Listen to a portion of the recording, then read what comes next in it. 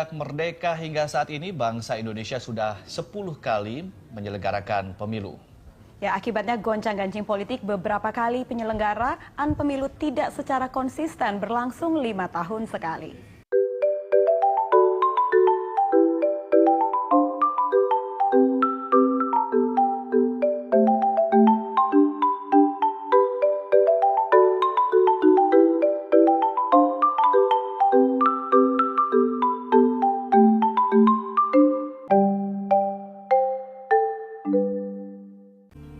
Pemilu 1955 merupakan penyelenggaraan pesta demokrasi bersejarah bagi Indonesia. Situasi keamanan yang belum kondusif dan gagalnya pemerintahan baru menyiapkan perangkat undang-undang pemilu membuat pemungutan suara baru bisa terlaksana setelah 10 tahun merdeka. Dari hasil pemungutan suara, sebanyak 27 parpol berhasil mendapatkan kursi di DPR. 5 diantaranya adalah PNI, Masyumi, NU, PKI, PSII, dan Parkindo. 6 partai tersebut juga banyak menempatkan wakilnya di Badan Konstituante. Kondisi politik pasca pemilu 1955 syarat berbagai konflik, sehingga jadwal pemilu 5 tahun berikutnya tidak terlaksana. Penyelenggaraan pemilu berikutnya berlangsung pada masa Orde Baru saat Presiden Soeharto berkuasa. 4 tahun setelah menggantikan Soekarno sebagai presiden, Soeharto menggelar pemilu pada 5 Juli 1971. Hajatan politik nasional yang diikuti 10 parpol ini memilih DPR tingkat pusat dan daerah. 8 diantaranya peserta pemilu 1955, sedangkan 2 partai baru yakni Golkar dan Partai Muslimin Indonesia. Sepanjang 5 pemilu itu hanya diikuti PDI, P3 dan Golkar. Terbitnya Undang-Undang tahun 1975 tentang Parpol dan Golkar mengharuskan penggabungan partai politik, yakni yang beraliran Islam bergabung dalam P3, sementara partai di luar Islam bergabung dalam PDI. Pemilu selalu dimenangkan Golkar dan MPR selalu menunjuk Soeharto sebagai presiden. Runtuhnya rezim Orde Baru karena desakan masyarakat menghidupkan kembali demokrasi yang selama ini terpasung. Pemilu yang digelar pada masa Presiden Habibie ini diikuti 48 parpol, sehingga pemilu 1999 bisa dikatakan sebagai tonggak baru demokrasi Indonesia setelah 5 kali pemilu sebelumnya hanya diikuti oleh 3 parpol saja. Pemilu berikutnya yang diselenggarakan tahun 2004 menjadi catatan sangat penting dalam kehidupan demokrasi di Indonesia. Untuk pertama kalinya rakyat Indonesia memilih langsung caleg dan capres. Sebelumnya presiden dan wakilnya dipilih oleh MPR, sementara pemilu berlangsung 2 tahap yakni pemilu legislatif dan pemilu presiden.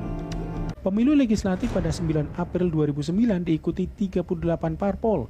Ribuan caleg memperebutkan 560 kursi di DPR, 132 kursi DPD dan juga DPRD tingkat provinsi dan kabupaten kota. Untuk pertama kalinya di pemilu 2009 menggunakan sistem proporsional terbuka.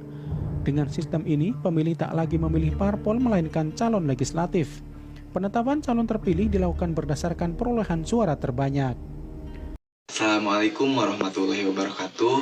Perkenalkan, nama saya Afiful Milah dengan NIM 2109948, mahasiswa Pendidikan Masyarakat, Fakultas Ilmu Pendidikan, Universitas Pendidikan Indonesia. Warahmatullahi wabarakatuh. Perkenalkan, nama saya Irfan Zami dengan NIM 2105800, Fakultas Ilmu Pendidikan, jurusan Pendidikan Masyarakat, kelas 2B. Assalamualaikum warahmatullahi wabarakatuh. Perkenalkan, nama saya Kemal Rafia Zalsyah dengan NIM 2102778, mahasiswa Pendidikan Masyarakat, Fakultas Ilmu Pendidikan, Universitas Pendidikan Indonesia. Perkenalkan, nama saya Simi Fakrina dengan NIM 2107659, mahasiswa Pendidikan Masyarakat, Universitas Pendidikan Indonesia. Indonesia akan memulai babak baru dalam kehidupan berdemokrasinya.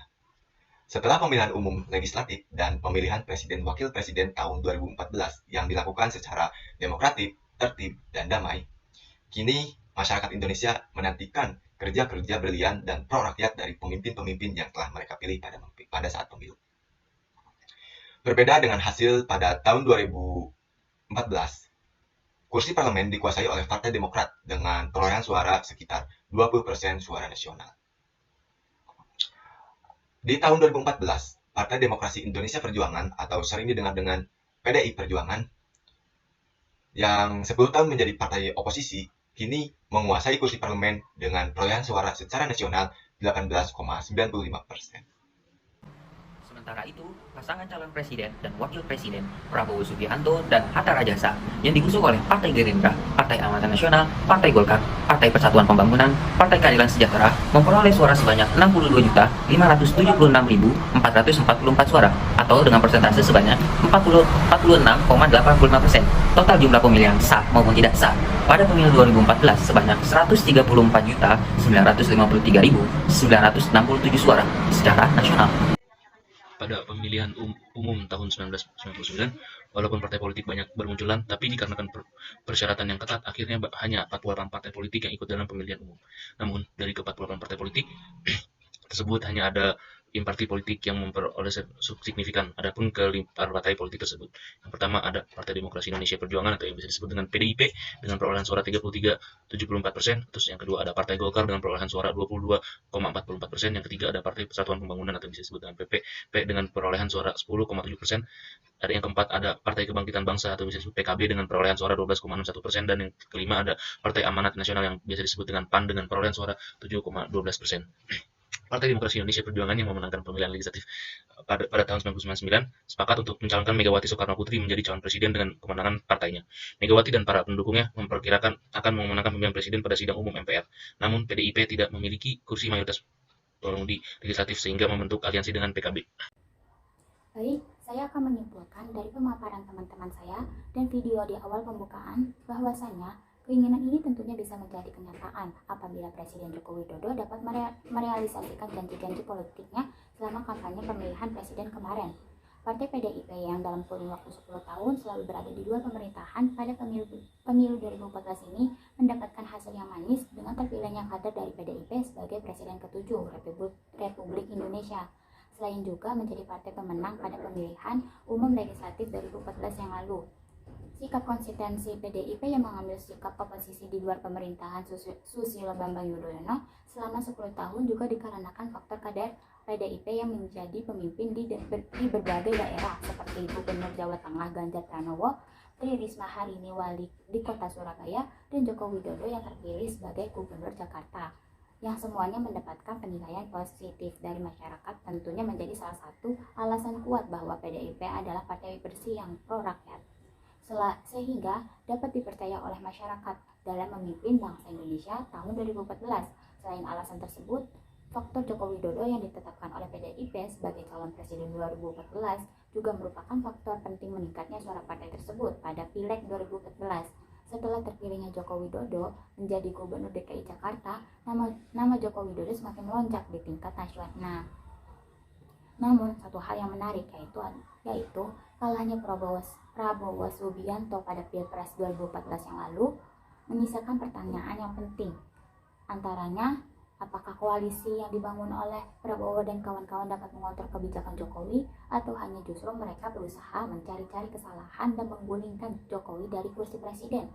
Koalisi Indonesia Hebat yang dimotori oleh Jokowi sepenuhnya belum merepresentasikan parlemen yang kuat di DPR. Sehingga dalam setiap kebijakannya Jokowi harus ekstra waspada karena suaranya lebih rendah dibandingkan dengan mereka yang tidak mendukung Jokowi. Sekian dari kelompok kami. Wassalamualaikum warahmatullahi wabarakatuh.